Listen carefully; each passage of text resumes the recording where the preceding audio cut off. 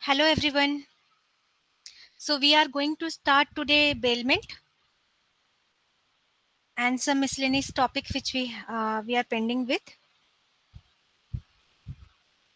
Just give me a minute.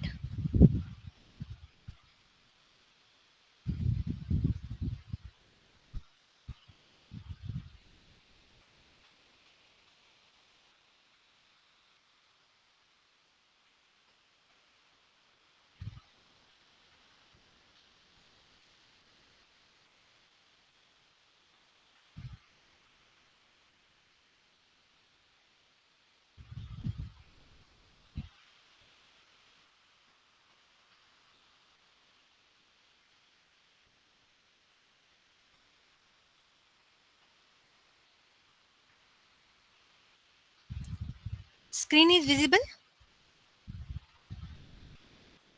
Yes, ma'am.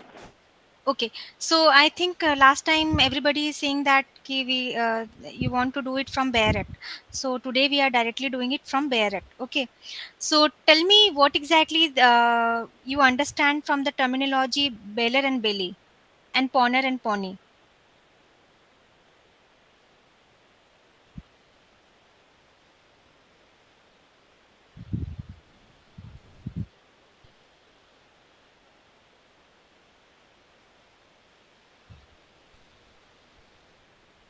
These two persons there in the bailment and the place, right? One is your bailer and the another is bailey. So what who is the bailer and who is bailey? And the person who delivered the goods for specific purpose is Beller, and to whom the goods is delivered is Belly. It is movable goods. Okay, so here you are telling some word like good. What do you mean by good? From where Ma'am, we will good. take the definition of good?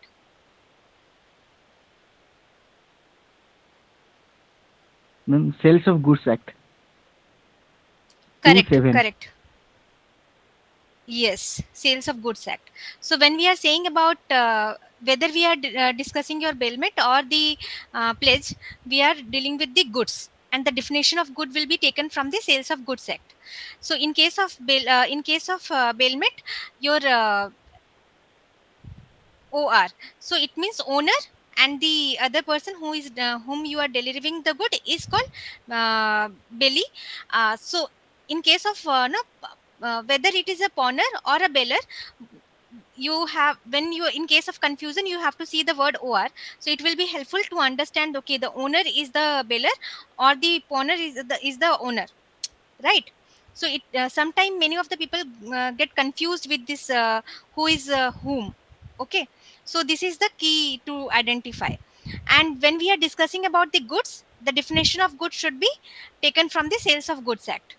So tell me whether the immovable property, if you are no, if you are suppose taking a rent, for preparation of judiciary, you decided to come from Bhubaneswar to Cuttack, and you have taken a place on a rent, right?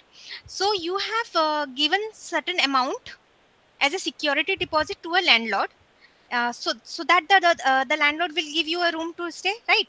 And he has given you a place to stay. Now in that place, that flat, there are certain movable properties are there, like your bed, AC, fridge, and other things are there.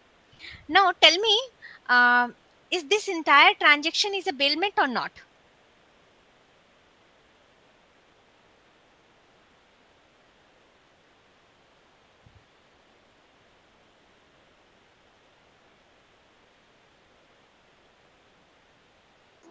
Ma'am, in movable goods, only for movable goods we can apply bailment, not for Movable goods are your immovable property.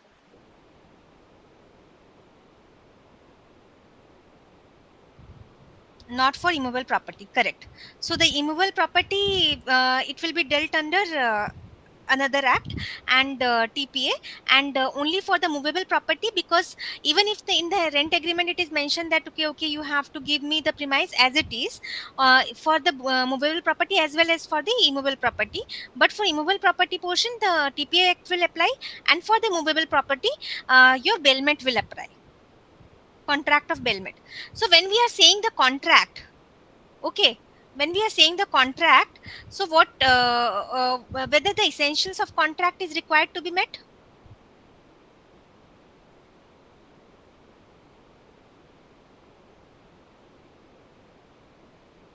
Yes, ma'am.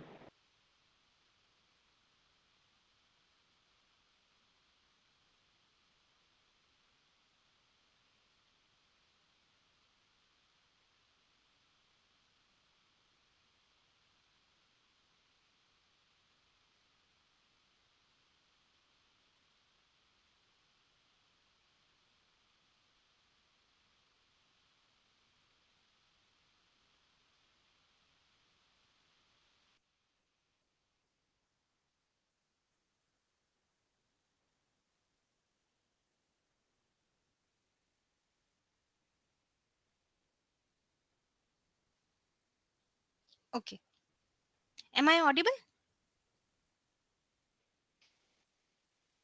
So when we are saying about the contract of bailment, so the essentials of contract are required to be met.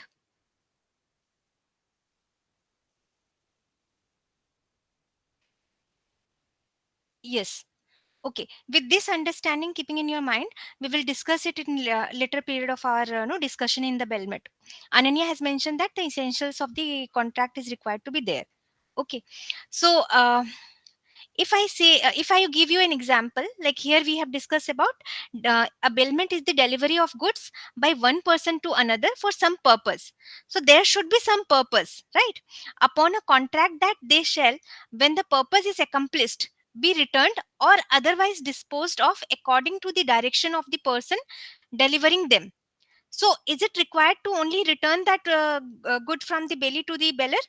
He might required by the beller to dispose of, and if he is giving a direction to dispose of, the bailee can dispose of, and he should dispose it.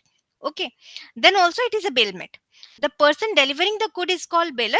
The person to whom they are delivered is called the bailee. Now, in the explanation it is mentioned that if a person already in the possession of goods of another contracts to hold them as a belly, he thereby becomes the belly, and the owners become the bailer of such goods, although they may not have been delivered by way of bailment. So we have read in the definition that the bailer must be giving the good to the another person for some purpose, right?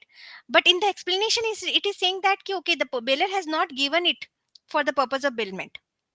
So I'll give you an example. Suppose you went to your friend place, and you left your say your bag in your friend place. So at the time of leaving the bag, have you done any kind of bailment there, or you have unintentionally left that? You obviously unintentionally left that. Now when your friend is returning to you that bag to you, that means what he is doing? He's holding himself as a belly. I hope it is clear. Yes, SRD. So if a person already in possession of a goods of another, because he is in the position of already in the position of goods, like that is your bag, okay, and you have not given it intentionally under the bailment, and he himself returning it back. So he is thereby making himself as a belly. Okay. Now one section 149, delivery to belly how made.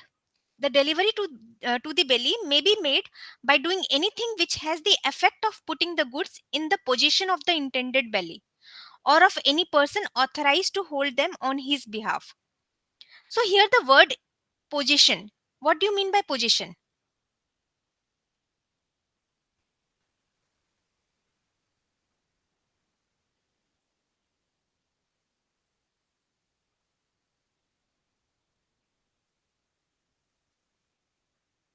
Is there any difference between custody and possession?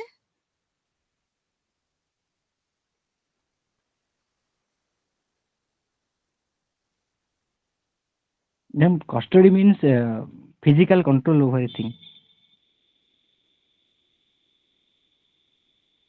Mm-hmm. And possession?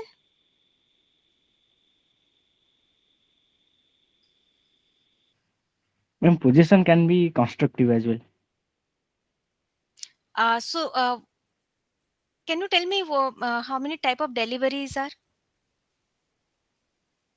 Actual delivery and constructive delivery. And third is your symbolic delivery, which we will study in the sales of code act. For a time being, we will discuss about, we'll take as a actual delivery and constructive delivery. Okay, so actual delivery is like you are delivering the entire good by yourself, but constructive is like you are not deliver, you are how you are doing in the constructive delivery.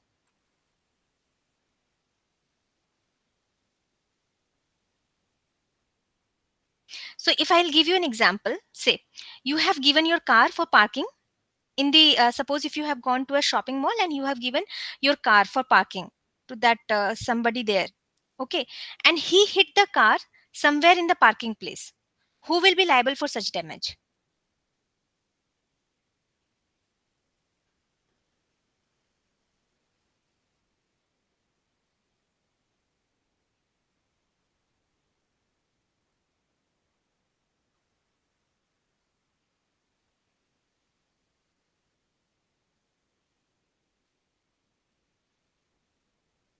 So we are here saying that he thereby becoming the sorry, he has the effect of putting the good in the possession of the intended belly.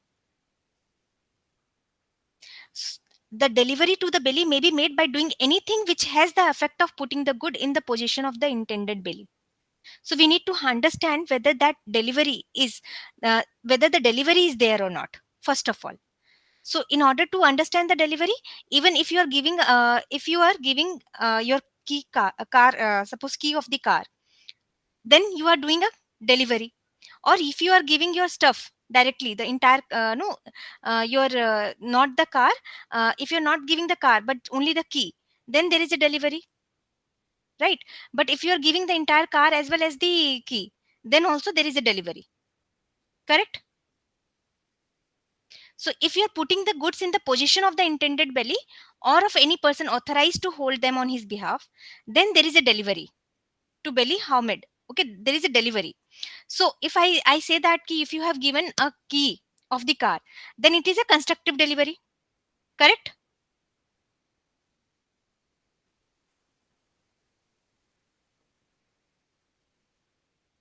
But if you are giving the car as well as the key, then it is an actual delivery. So in case of Bailment, when you went to a shopping mall and you have given your card for a parking, so is there any kind of bailment there? Is there any kind of delivery you have made?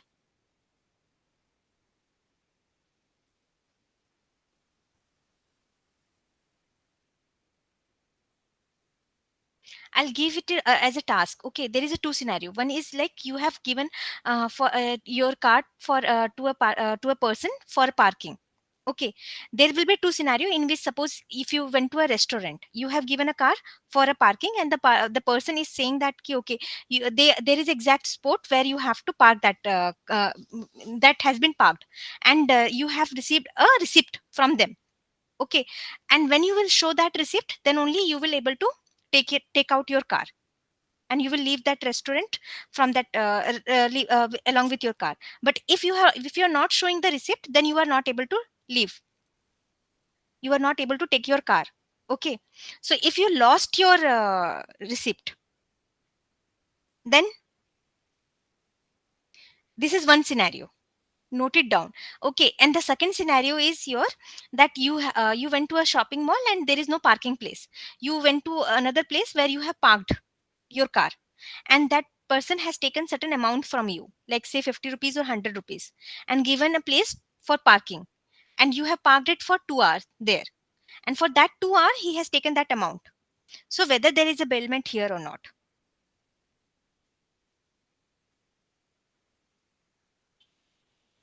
the scenarios are clear.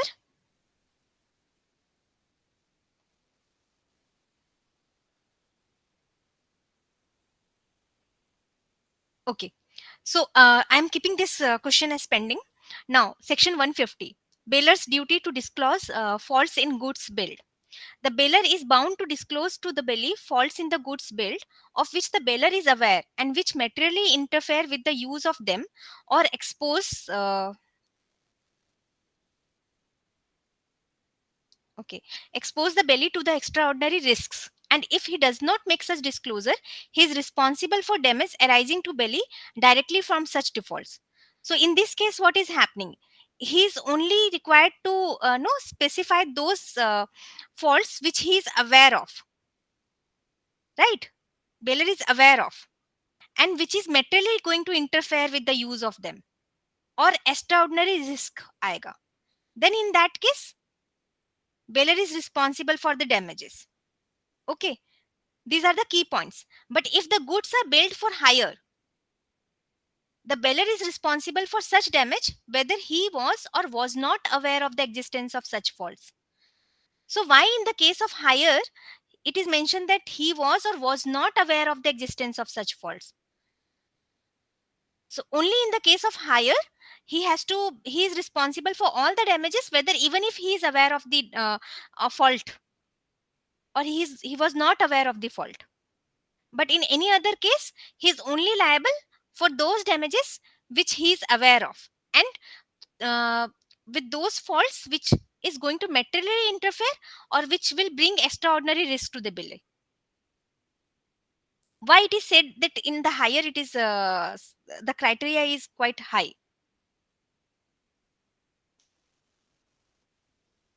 Mhm. Okay, because in case of hire, it is the responsibility of the beller to do a due diligence before giving any of his goods for hire. Okay, so it is the responsibility of him. That's why whether he was or was not aware, then also he was liable for the damages. Illustration: A lands a horse which he knows to be vicious to B. He does not disclose the fact that the horse is vicious. The horse runs away. B is thrown and injured. A is responsible to B for damage sustained. So he was aware about that the horse is vicious.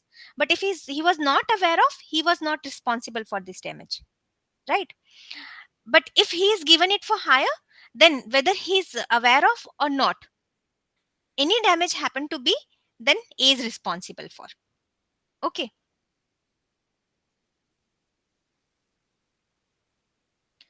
Care to be taken by belly, section 151.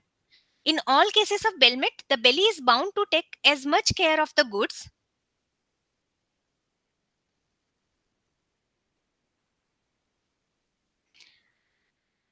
as a man of ordinary prudence. Okay.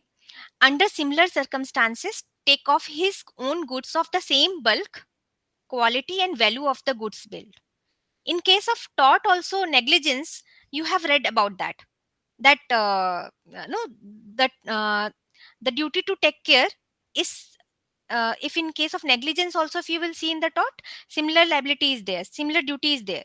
Okay, in case of bailment also you are seeing that he has to be no has to apply the care as the ordinary prudent men should have applied under that similar circumstances. But when here it is mentioned that own same bulk, quality, and value, so it means that that duty depends upon the facts and circumstances. Like for gold, there might be there is a different threshold, and for rice there is a different threshold. Okay, but the test is that ordinary men test is there, not a subjective test. That is very much important. Okay, now section 152, belly when not liable for loss etc of things billed.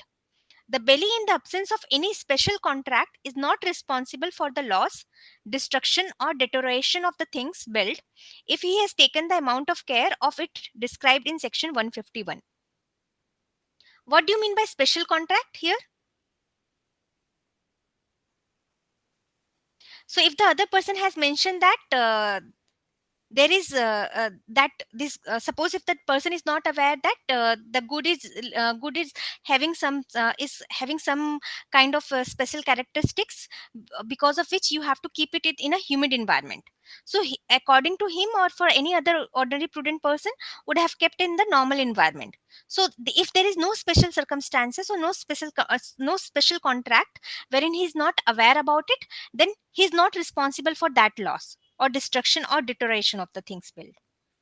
If he has applied the ordinary main test, okay,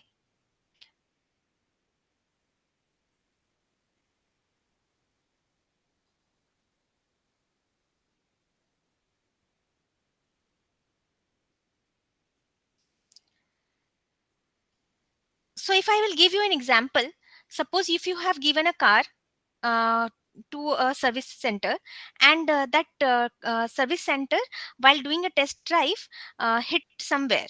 So who will be responsible for that?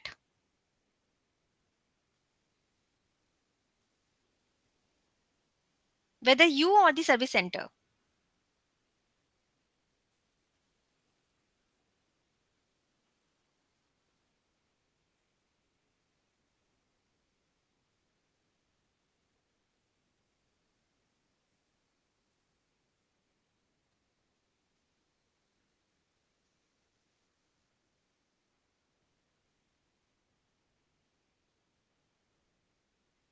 Anybody? Service center. Yes. But suppose if there is certain fault in the brake, okay, and which is something which is in your knowledge, but you have, while giving to the service center, you have given it for some certain other purpose, and not for seeing that function of the brake. But later on, at the test drive only, because of the fault in the brake, there is an accident happened. Now who will be responsible?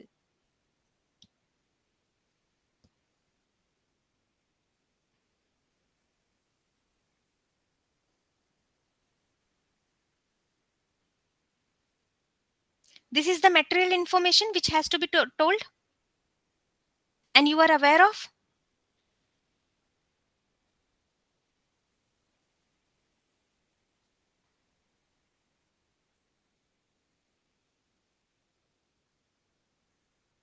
Which section will apply here, Ananya?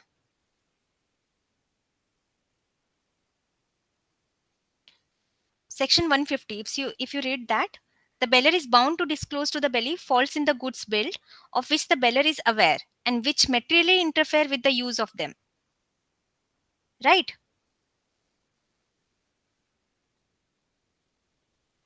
Okay.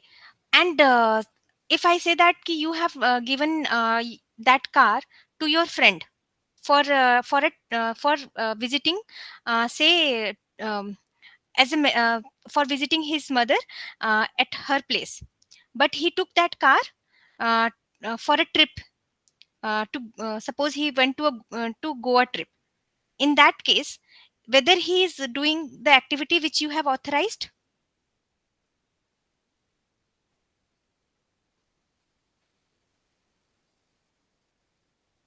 No. So the same thing is said in section 153. It is mentioned that termination of bailment by bellies act inconsistent with the condition. So you have only given your car for visiting his mother place, but he went to another to for a trip. Okay. So when he is doing anything which is inconsistent with the condition, then the bailment is terminated. Okay. A contract of bailment is avoidable at the option of the bailor if the bailee does any act with regard to the goods bailed inconsistent with the conditions of the bailment. Now it is your option, like it is you, whether you want to no continue the bailment or you don't want to continue the bailment. It depends upon entirely upon the you, like bailor. Illustration: A lets to B for hire a horse for his own riding. B drives the horse in his carriage. This is at the option of a termination of the bailment. Okay. Section 154. Liability of belly making unauthorized use of goods billed. If the belly makes any use of the goods billed which is not according to the condition of bailment, he is liable to make compensation to the bailor for any damages arising to the goods from or during such use of them. So in this case, you have only authorized for traveling to his mother place, and you have not authorized him uh, for a trip, right? Now, whether you are able, whether you can ask for compensation. How SRD? Read section 154 correctly. I mean, go through the section again and let me know why you are saying that he is responsible. He's no having. He can claim that compensation from the friend.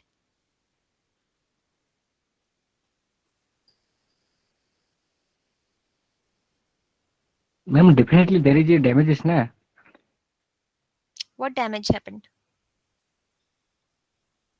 Ma'am, maintenance for my vehicle. Okay.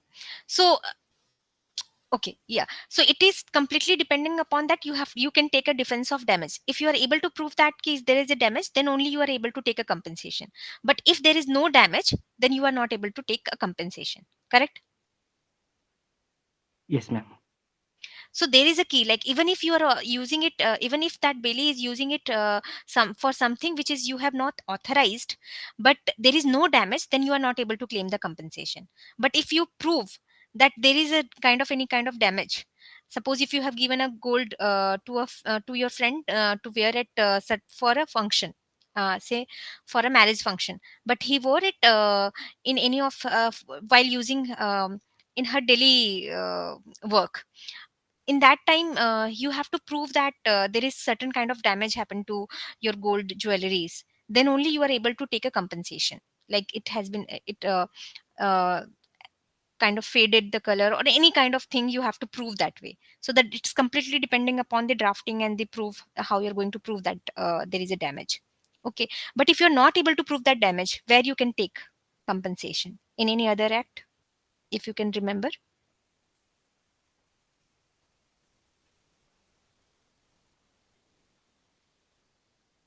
Not in the contract of bailment, right? Because contract of bailment is not saying about that if in case of unauthorized use, if there is no damage you cannot take a compensation, right? That's what section 154 is saying. But if contract of bailment is not providing you compensation, where you can claim compensation?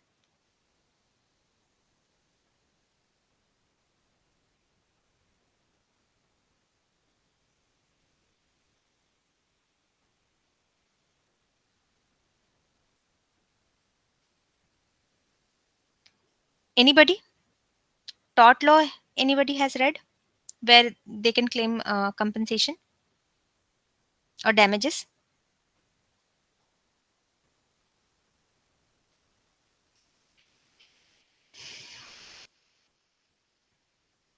Go through that. Okay. Now 155, effect of mixtures with the bailor's consent of his good with baileys. Here bailor's consent. So if you are mixing your good with the no bailor's good, if you are mixing that both of the goods, then with the consent, in that case what will happen? If the bailey with the consent of the bailor mixes the goods of the bailor with his own goods, the bailor and the bailee shall have an interest in proportion to the respective shares in the mixture of thus produced.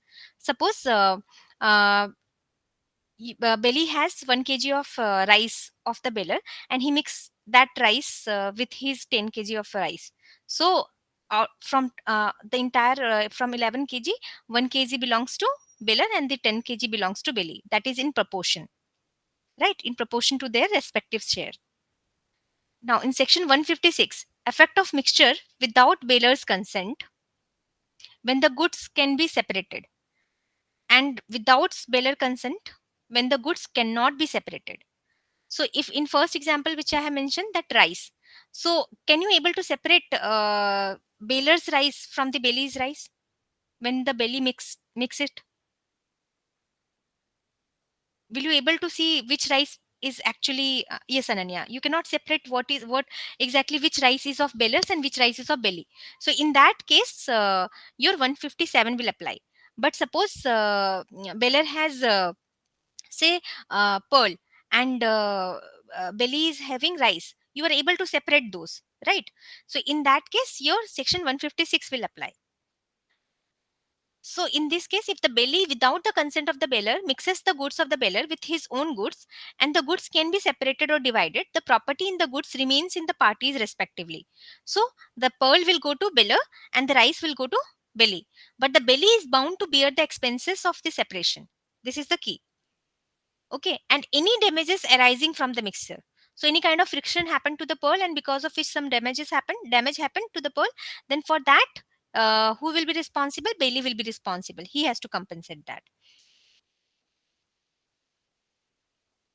And in this case where he is not able to separate the rice, then in that case he is entitled to compensate for all the losses which the bailor has incurred.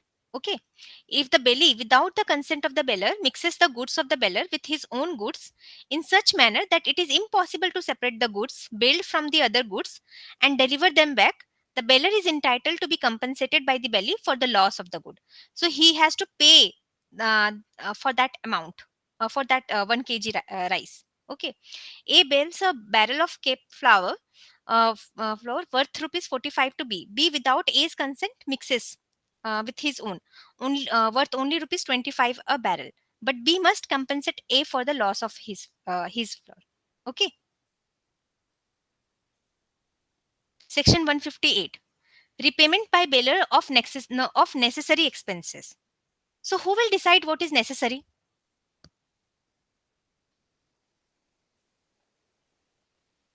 Quote. Mhm. So, if yesterday I have told you one example wherein the caretaker has to bear certain expenses in kind of exigency.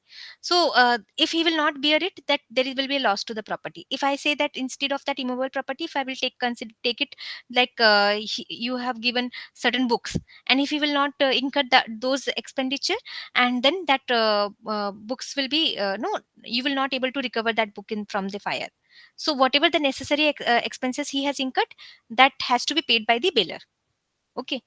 So where by the condition of the bailment, the goods are to be kept or to be carried or to have work done upon them by the belly for the bailor, and the belly is to receive no remuneration, the bailor shall repay to the belly the necessary expenses incurred by him for the purpose of bailment.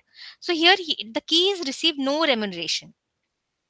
So if there is a remuneration, that is a different case. But what it is saying that in case of no remuneration, he has to bear that necessary expenses which has been incurred by him for the purpose of the bailment. Okay. Restoration of good lent gratuitously. The lender of a thing for use may at any time require its return. If the loan was gratuitous, even though he lent it for a specified time or purpose, this is the key point, specified time or purpose. But if on the faith if but it sorry huh, but if it on the faith of such loan made for a specified time or purpose, the borrower has acted in such manner that the return of the thing lent before the time agreed upon would cause him loss exceeding the benefit actually derived by him from the loan, so he has acted in such manner, okay, because of which he will be going to lose. The lender must, if he compels the return, indemnify the borrower for the amount in which the loss so occasioned exceed the benefit so derived. So this is the three key point. Okay, so you have given, suppose if you have given a car to your friend for specified time. Say I say that for a 2 days you have given. So and for certain purpose, like he has informed you that he need your car for 2 days for visiting his mother place. Okay. But on the same day when you have given it no to him, on the same day you have compelled him to return. You have already your friend has already informed his mother that he is visiting his place. Okay. Then in that case, what do you think? You have to bear that expenditure.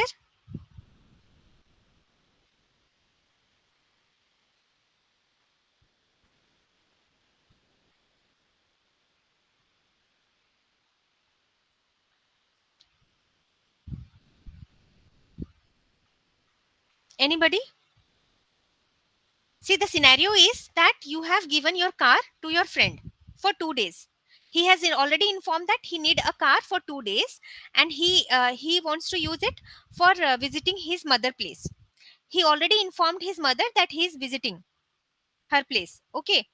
Now, on the same day, you compelled him to return your car. Since he already informed his mother that he is visiting, he has to take a cab or any other arrangement he has to make, for which he has to incur certain expenditure, right? So do you think you have to bear that expenditure which he is going to incur for visiting his mother place? Yes, Ananya, correct. Because the law says that indemnify the borrower for the amount in which the loss so occasioned exceed the benefit so derived. Okay, so he has to incur that, he has to indemnify him for the loss, even if that is given gratuitously, because he acted in such manner that the return of thing lent before the time agreed would cause him loss. Okay. Section 160. Return of goods bailed on expiration of time or accomplishment of purpose. It is the duty of the bailee to return or deliver according to the bailor's directions the goods bailed without demand as soon as the time for which they were bailed has expired or the purpose for which they were bailed has been accomplished.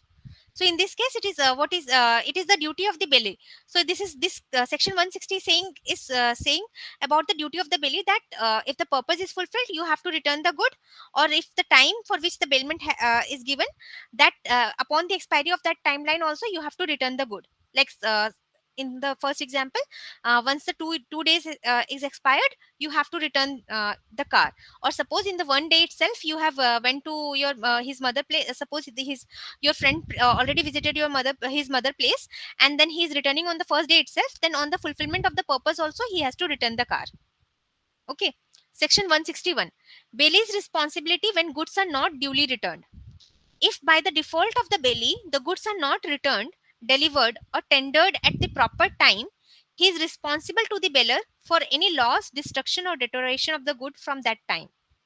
So within 2 days, if he has not returning, so whatever the no any kind of loss, destruction, or maintenance which has to be done with that car, that has to be borne by the bailee. Section 162. Termination of gratuitous bailment by death. So a gratuitous bailment is terminated by death either of the bailor or of the bailee. So this apply only with regard to your gratuitous, not in case of non-gratuitous. Okay.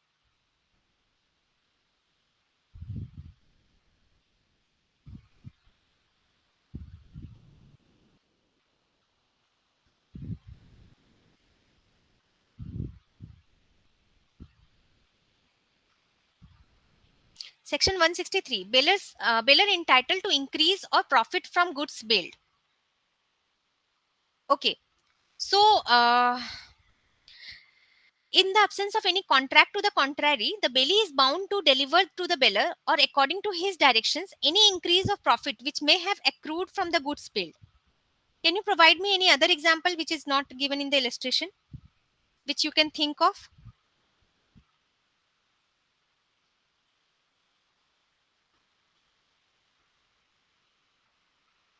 Suppose a person has given a gold ring for a to a person, like in the bailment we have seen that for certain purpose also it is given, right? Or he may might ask him, might ask the bailee to dispose that. So if he has the ability to sell that gold ring, and at the time of no at the time of purchase, that gold ring cost was 1 lakh, but at the time of selling it is 1,50,000. So do you think the belly has to only return 1 lakh, or he has to return the profit which the belly got from selling that gold ring?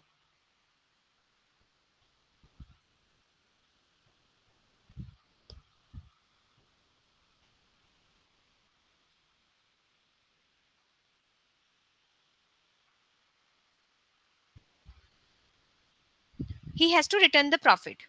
Yes.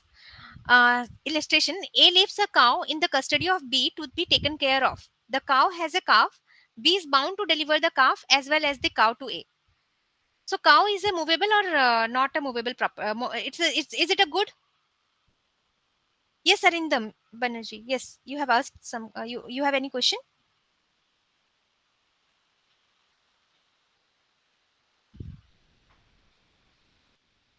Arindam?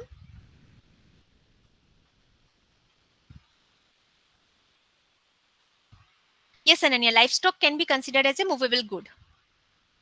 So, suppose if I say that you have left your nephew to at daycare. Okay, suppose आपने day care में अपने नेफ्यू को छोड़ा है, 2 year old nephew है. So in that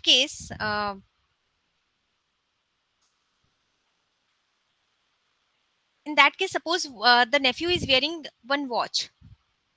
Okay, and he has also having say any kind of stuff which is uh, say cat with him, okay, and uh, if that is in the possession of the nephew, and the cat has delivered a baby, so in that case uh, what will happen? Is there any bailment there with respect to the cat, with respect to watch, and with respect to your nephew? Is there a contract of bailment in this entire transaction?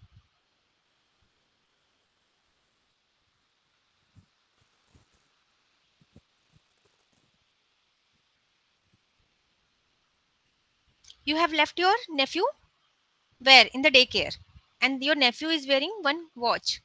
He has one cat, and the cat has delivered a baby.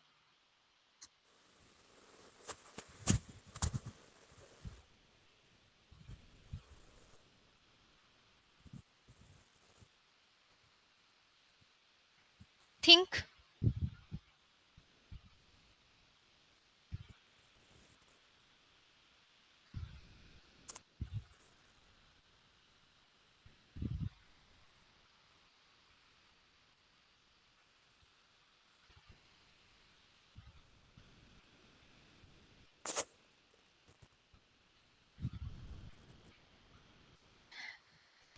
Anybody? Try at least. We have discussed lost about bailment right now. At least you are in the position to give the answer. You understand what is bailment, right? I'm asking whether there is a contract of bailment in this transaction or not.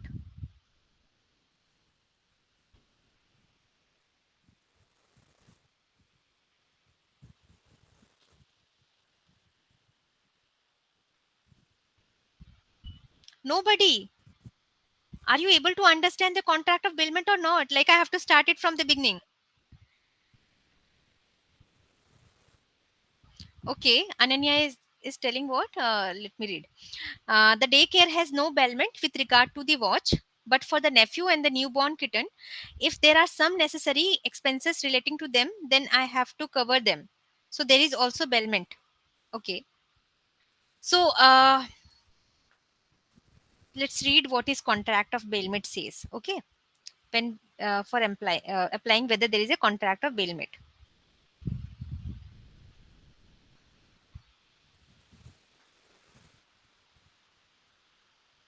A bailment is the delivery of goods. So Ananya has mentioned that there is a contract of bailment with regard to the nephew. Is he the good? Is he good?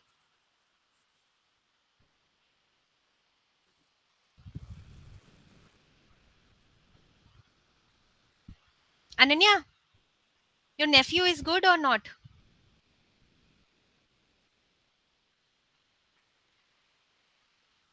Yes, your nephew will not be considered as a good.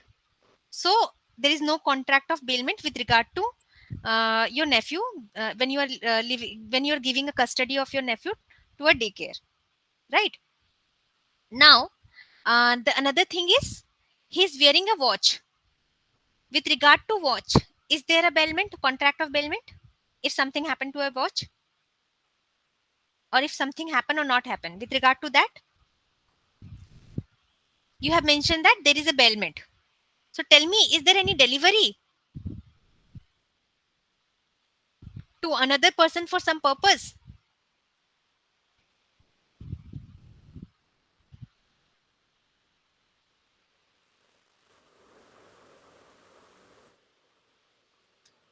We have read that a bailment is the delivery of goods by one person to another for some purpose. So there should be a delivery. The watch is not being delivered, only the nephew is asked for being taken care of. Correct, Ananya? So it is the belonging of the nephew. So there is no delivery of watch to a daycare. So there is no contract of bailment with regard to that watch also. Now the cat, uh, which is in the custody of the, which is in the possession of the your nephew, that delivered a baby, right? Now, with that regard to that cat also, there is no delivery by you to that daycare. So there is no contract of bailment here.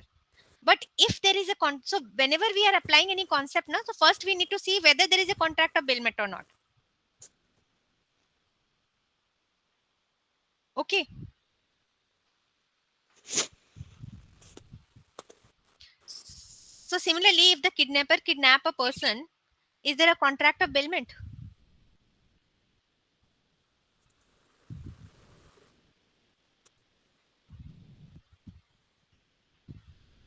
No, right? That person is not a good. So we have completed till here. Yes. I think we are in the section 164, right? Yes. A bailer's responsibility to bailee. The bailer is responsible to the bailee for any loss which the bailee may sustain by reason that the bailer was not entitled to make the bailment or to receive back the goods or to give direction respecting to them. So here it is mentioned that he is not entitled to make the bailment. So in order to make the bailment, that goods belong to him, right? So suppose a bailer has a laptop which is a stolen property, so he cannot cannot give that stolen property on bailment, right? Or neither he has right to receive back or give direction in respect to that stolen laptop. So in that case, what is the responsibility of the bailer? The bailer is responsible to the bailee for any loss which the bailee may sustain by reason because he was not entitled to the make payment. So suppose if suppose the bailee has incurred done certain servicing on the laptop because the bailer has given that property to a bailee to do certain servicing on that. Now he has, and the actual owner came and said that this is my property, and he has shown the ownership also, and he took that laptop from him. Now whatever the servicing he has done, and for that the servicing fee has, he can recover it from the bailer, correct?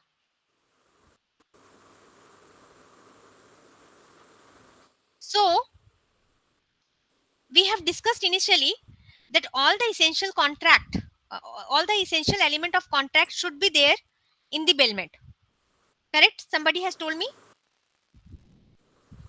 So if I say in this transaction, when the person is giving a stolen property to Billy, so is that a valid contract?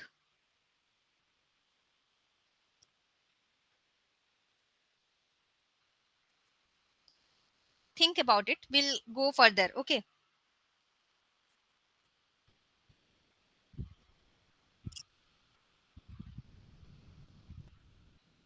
फिर आपको question समझ में आया ना? We have discussed initially that all the essential of the contract should be there, somebody has told me, right? So in this case, when the person has delivered a stolen property for certain purpose for servicing, and the person and the bailee has to return it back to the owner, right? So in that case, do you think the entire transaction is a valid contract by applying the essentials of contract? Okay.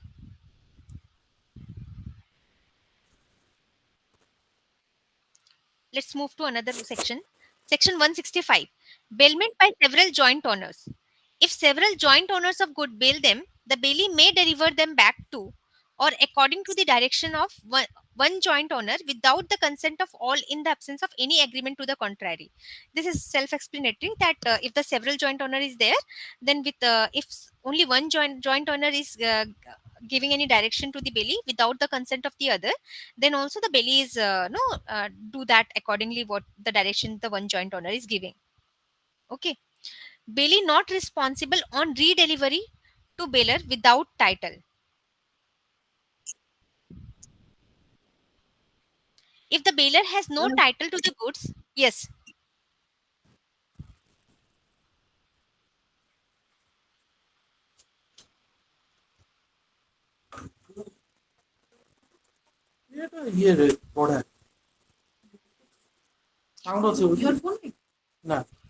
Anybody has question?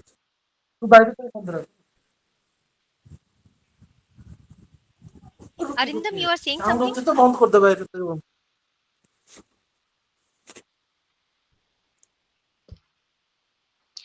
Okay, Ananya has mentioned that the person not knowing it is a stolen might have made a contract, but it is not a contract and it is not a lawful good.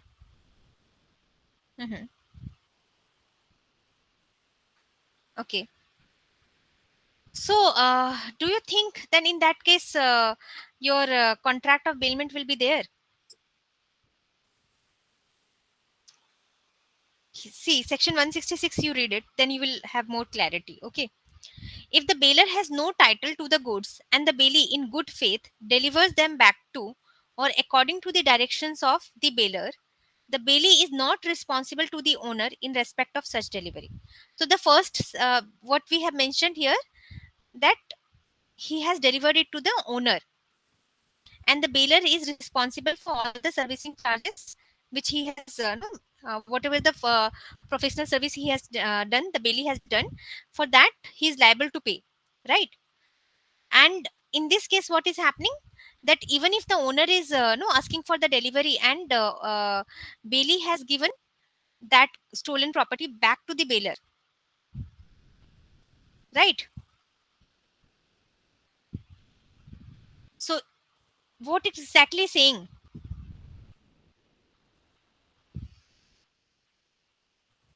do you see that bailment still exists even if contract is void? Because the underlying good here is a stolen property.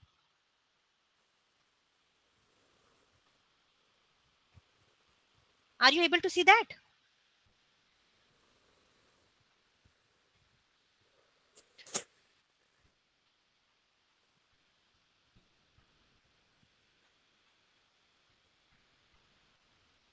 See, there is one more important ingredients, that he should do it in good faith. Okay, so even if the transaction is void, even if the contract is void, the contract of bailment is still there, it still exists. Okay, and he, if he is doing the delivery back to the bailer, it is completely valid. Okay, he is not responsible for that redelivery. Section 167, right of third person claiming goods bailed. So that owner who is asking for return of his own no laptop, he should do he should no has to apply to the court to stop the delivery of the goods to the bailer and to decide the title to the goods. Okay, because in section 166 is saying that bailee can return it to the bailer. I hope it is clear.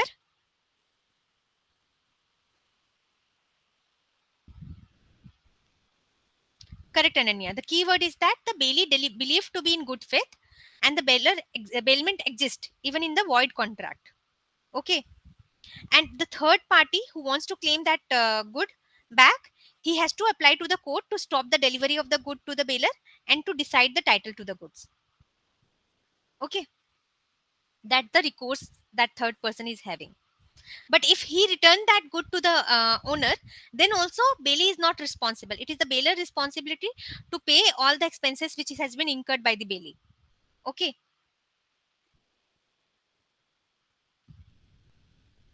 Section 168, right of finder of goods may sue for specific reward offered.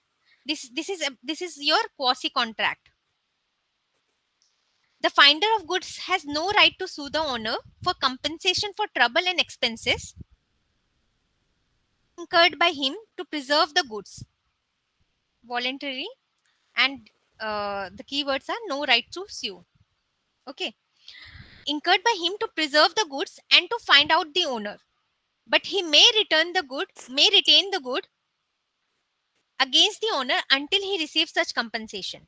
So whatever he is doing it voluntarily, any kind of trouble he is having or any kind of expense he is incurring to preserve that good and to find the owner, he has no right to sue. Okay, but he may retain that good until that compensation for that expense and trouble he received, but he cannot sell it. Okay, or he cannot has right to sue. This you have to see when it is done voluntarily, and where the owner has offered a specific reward for the return of goods lost, the finder may sue for such reward and may retain the goods until he receive it.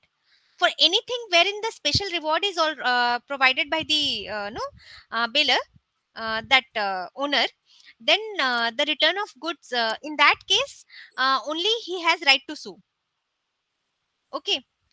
In both the case, voluntary or in case of the specific reward, he has the retainership right on that good. But only the key difference is right to sue. Okay. When finder of thing commonly on sale may sell it. See, in section 168, it is not saying about right to sell. Okay, it is only saying about the retaining the goods. Don't confuse with section 168 and 169. When finder of thing commonly on sale may sell it. When a thing which is commonly the subject of sale is lost, if the owner cannot with reasonable diligence be found, or if he refuses upon demand to pay the lawful charges of the finder may sell it. See, it is the extension of section 168, but you have to see the difference. In this, we are saying that for the lawful charges, like whatever the trouble and expenses, he may retain that good, but it is not saying about the sale. But in this case, what it is saying that if he is not paying the lawful charges, and if the good is in the nature of no perishing in nature, if the good is of something which is perishable, or if it is losing the greater part, then only he can sell. If it is not perishable, or if it is not losing the greater part, then he has no right to sell. Okay, he has only a right to retain that good. Again, when the lawful charges of the finder in respect of the thing found amount to two-thirds of its value, or if that is of two-thirds of its value, whatever the lawful charges is more than is two-thirds or more than that, then in that case he can sell. I hope it is clear. Section 170, Bailey's particular lien. What do you mean by particular, and what do you mean by general lien?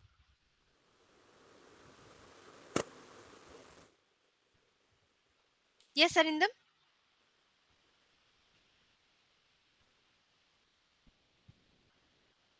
There are two type of lien in section 170 and 171 is saying. Okay, one is your particular lien and another is your general lien. What do you mean by that?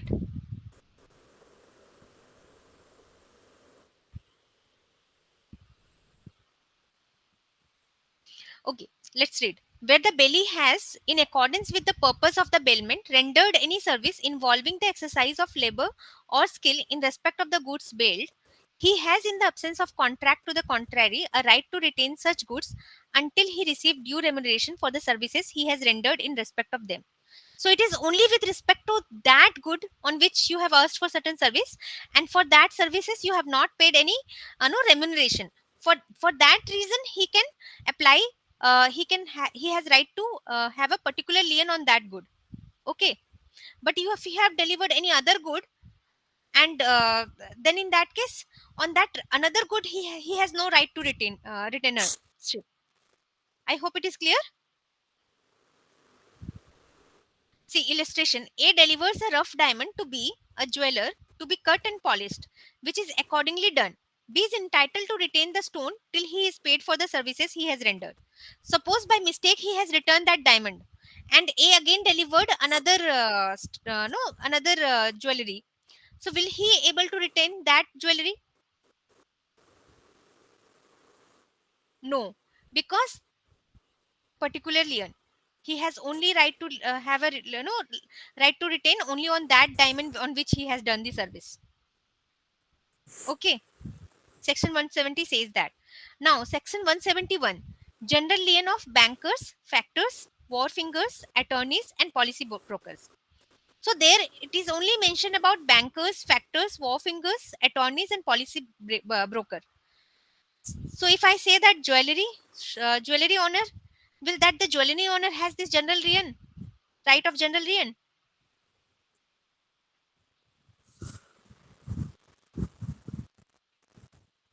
Yes, Ananya.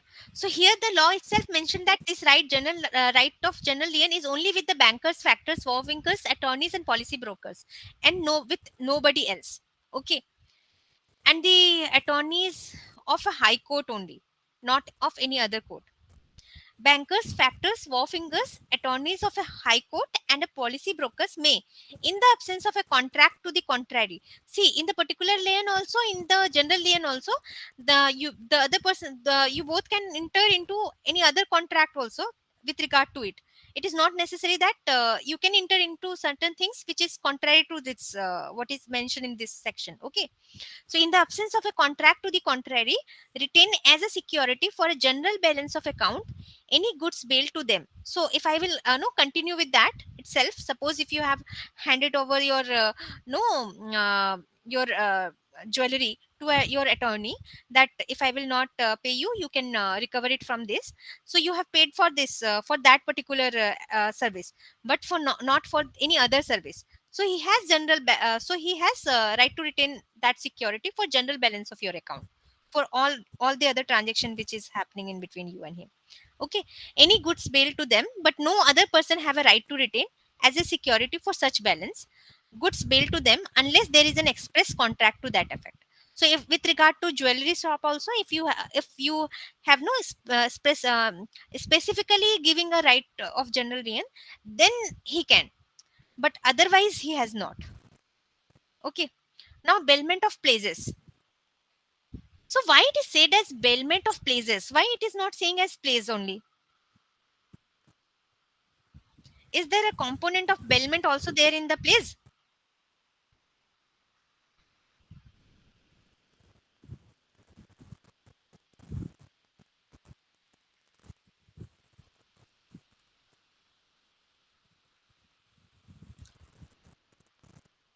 Yes, Ananya. Place is a type of bailment. Correct.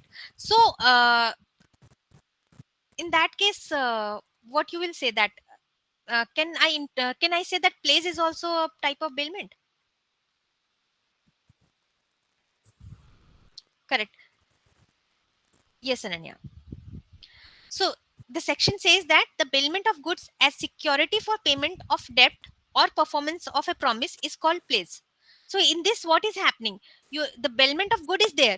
You are, but for that what purpose? For security for the payment of debt or performance of promise. So when there is two component, one is your bailment plus that bailment is done for the security for the payment of debt or the performance of promise. Suppose for the service, uh, okay, that if there is no proper if I will not perform the service, then whatever the good I am no keeping it at your place, you cannot you should keep it. So you are giving it as a security. So there is a bailment plus that bailment is for certain purpose, like either it is for the security for payment of debt or for performance of a promise, then it will be a place.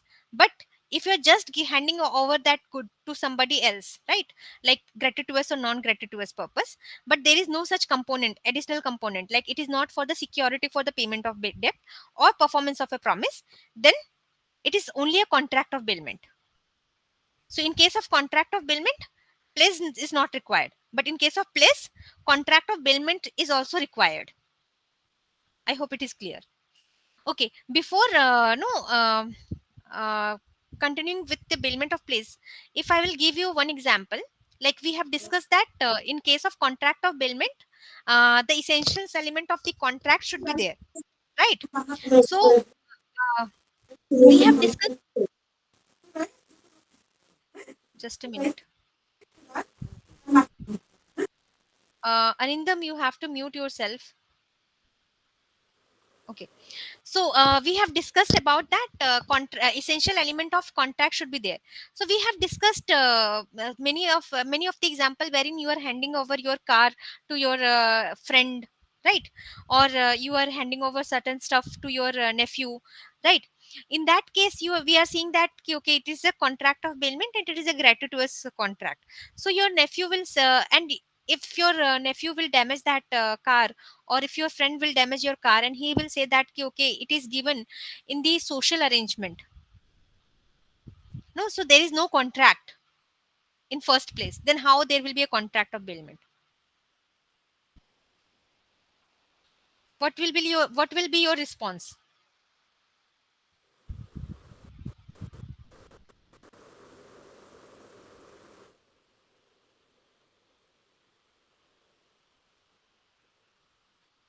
Do we need to comply essentials of contract in the contract of bailment?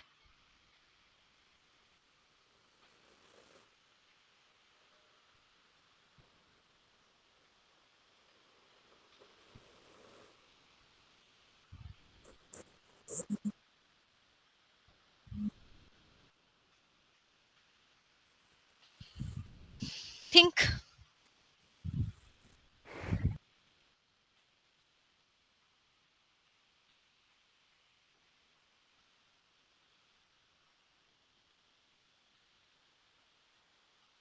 We have already completed the contract act, right?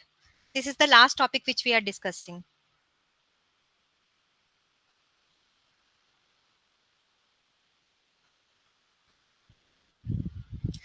Ananya, we have no. Ananya is mentioning that there is no consideration here. At there is a bailment because of their common intention at first. So we have read in the consideration there is an exception clauses, right, where there is no consideration still that no valid contract.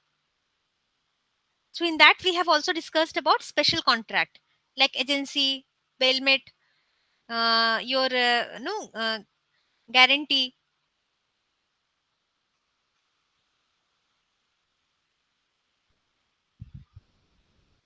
Note it down this question, and will you all able to send me the answer?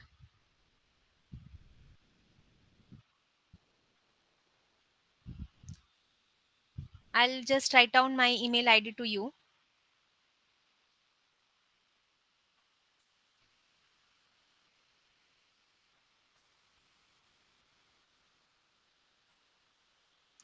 I think I have given you two questions. One is your with regard to car parking. Okay, and another is your this question. I want you all to write answer and email me contact.finlegal@gmail.com. Okay, and another is your I have also asked you to write an answer on this uh, minor this ratification thing which I have given you to write. Have you done the research over it? I will not enjoy teaching if you are not working upon the task which I am no providing you all.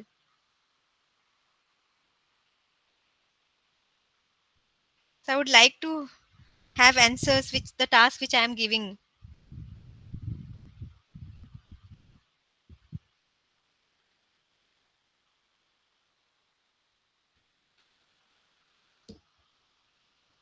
Anybody remember the question which I have given with respect to minor? Because today is the last class on the contract. Then we will move to another act.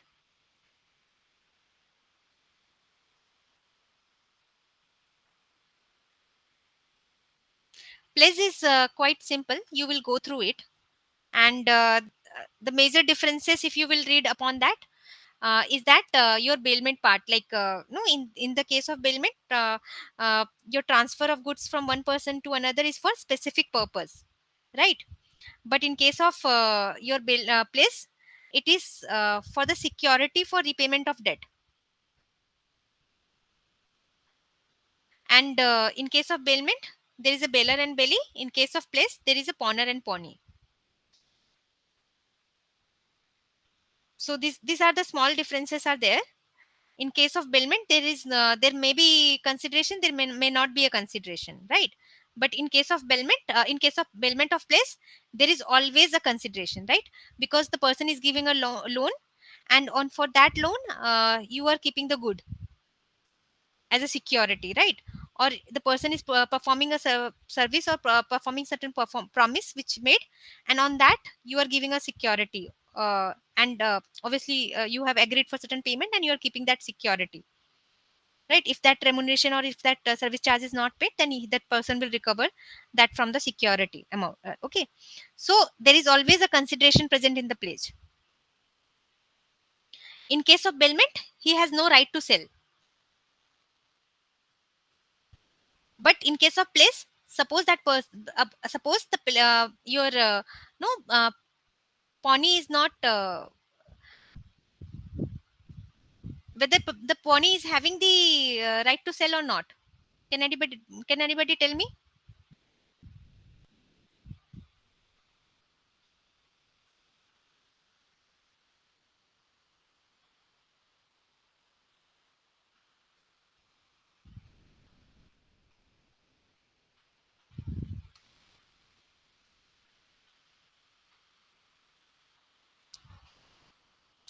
See, from that definition itself, if you will read the bailment of good as a security for payment of debt.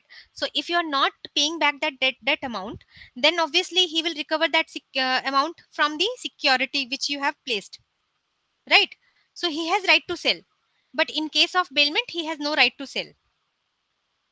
Okay, and most importantly, in case of bailment, the person is giving that there is a right to use. Like suppose if you are giving a car to your friend for no for visiting his mother place, so he has right to use that car. But in case of pledge, you are you no whatever the security which you are placing, suppose to a banker, so will the banker has right to use that security? Obviously not. He has right to sell, but he has no right to use. So in case of bailment of place, there is no right to use, but there is right to sell. But in case of bailment, contract of bailment, there is right to use, but there is no right to sell. Okay, these are the major differences, and rest of the sections are very self-explanatory. In case of doubt, we will discuss it in our next class. But please complete. No, please write down all the answers for the questions which I am giving. Otherwise, it will not helpful to you. Any questions? Otherwise, we will end our class. कोई question है तो बताइए.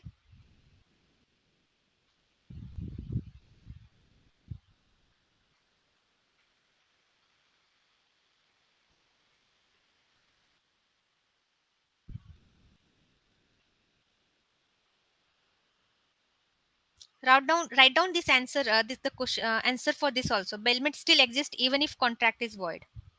Okay, explain this.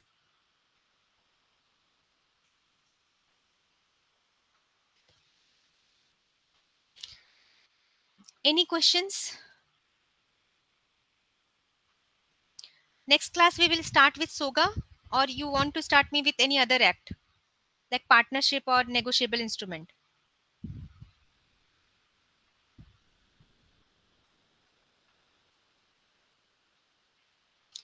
So we are going to start with Sales of Goods Act. Yes, Ananya, Sales of Goods Act. Okay. So we'll start our next class with Sales of Goods Act. Saturday and Sunday we are not taking class.